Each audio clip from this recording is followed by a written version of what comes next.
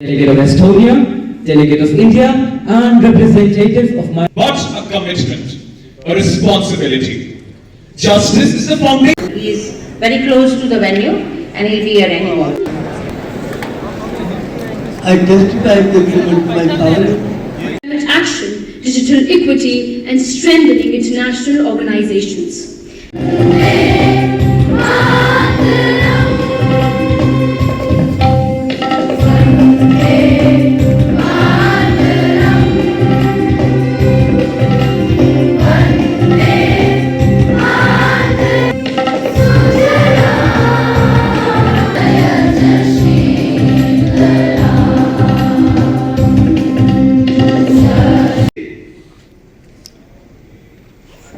इस 25वें सम्मेलन के उद्घाटन कार्यक्रम के अवसर पर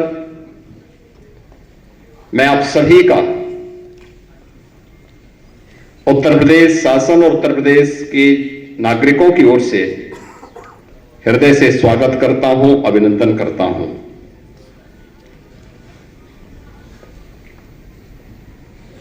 यह सम्मेलन ऐसे समय में आयोजित हो रहा है जब भारत का संविधान अंगीकार होने के अपने अमृत महोत्सव के वर्ष में प्रवेश कर रहा है। 26 नवंबर 1949 को भारत ने अपना संविधान अंगीकार किया था और 26 नवंबर 2024 भारत के लिए वह दिन होगा जब भारत का संविधान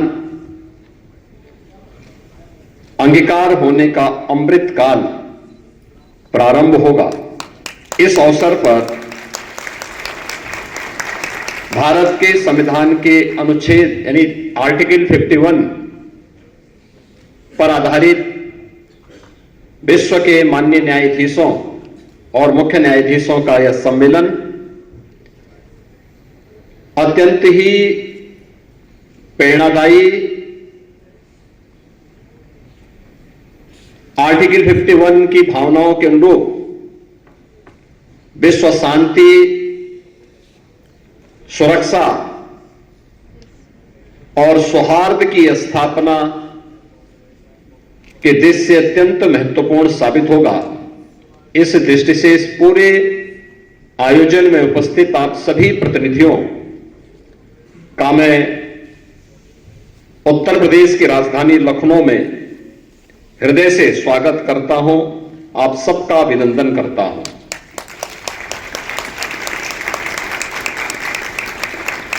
इस सम्मेलन में आप सभी माननीय अतिथियों को, बहुत सारे अतिथि ऐसे होंगे जिनको कई बार इस सम्मेलन में आने का अवसर प्राप्त होगा और एक कमी जरूर आपको नजर आ रही होगी कि सीएमएस के संस्थापक और आज से 25 वर्ष पहले जिनके नेतृत्व में और जिनके मार्गदर्शन में यह सम्मेलन लखनऊ में प्रारंभ हुआ था, आज वे भौतिक दृष्टि से हमारे बीच में नहीं है। श्री जगदीश गांधी जी, जिनका भी कुछ देर पहले यहां पर इस सभागार में स्मरण किया गया, मैं इस अवसर पर उन्हें भी विनम्र श्रद्धांजलि अर्पित करता हूं। और हम सब जानते हैं अभी हाल ही में प्रधानमंत्री मोदी जी ने संयुक्त राष्ट्र के समिट ऑफ द फ्यूचर को संबोधित करते हुए दुनिया के राष्ट्राध्यक्षों का एक आह्वान किया। उन्होंने बहुत महत्वपूर्ण बातें वहां पर कही कि मानवता की सफलता युद्ध में नहीं बल्कि सामूहिक शक्ति में निहित है। भारत मानता है कि युद्ध से किसी समस्या का समाधान नहीं निकलता है। समस्या का समाधान भारत के संविधान के अनुच्छेद 51 की भावनाओं के अनुरूप आपसी बातचीत से ही निकाला जा सकता है। इसमें कोई संदेह नहीं कि आज युद्ध एवं आतंकवाद का दंश झेल रहे विश्व के 2.5 अरब बच्चे और आने वाली पीढ़ी को सुरक्षित करने की आवश्यकता है। हमारी नैतिक जिम्मेदारी है कि हम उनके लिए विरासत में एक सुरक्षित समाज छोड़ जाएं। ऐसे में दुनिया भर के सभी देशों के राष्ट्र प्रमुखों से मेरा आग्रह है कि वे सभी एक मंच पर आकर भावी पीढ़ी को सुंदर, स्वच्छ और भय रहित समाज उपलब्ध कराने में अपना महत्वपूर्ण एवं सशक्त योगदान अवश्य दें। प्रधानमंत्री मोदी जी का यह वक्तव्य संयुक्त राष्ट्र संघ के समिट ऑफ द फ्यूचर में एक अत्यंत ही मार्मिक और विश्व शांति की दिशा से मील का पत्थर साबित होने वाला वक्तव्य है।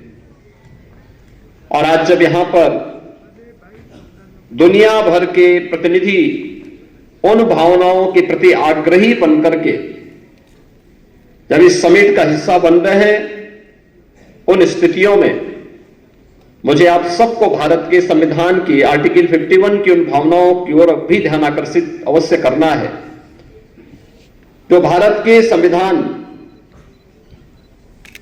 निर्माताओं ने आज से 75 वर्ष पहले न केवल भारत के लिए बल्कि पूरी दुनिया के लिए भारत के संविधान के माध्यम से व्यक्त की थी, जिसमें वैश्विक सद्भाव और शांति के लिए,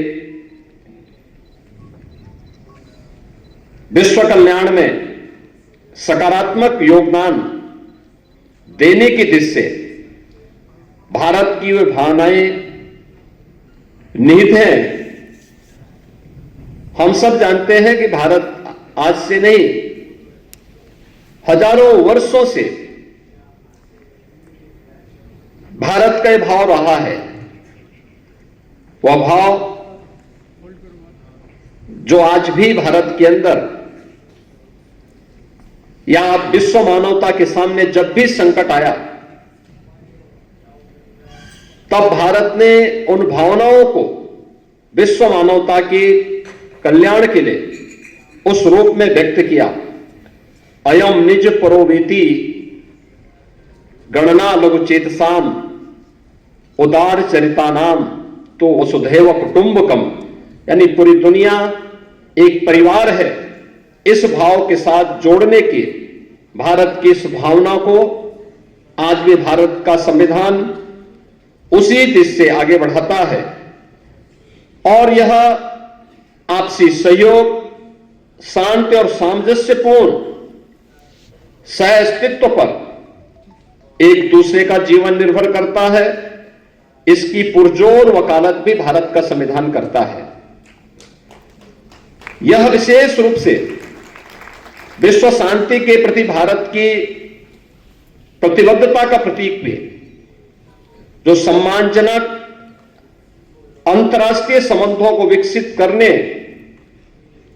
और संघर्षों को शांतिपूर्ण ढंग से हल करने के नैतिक मार्ग का अनुसरण करने के लिए भी हम सबको प्रेरित करता है।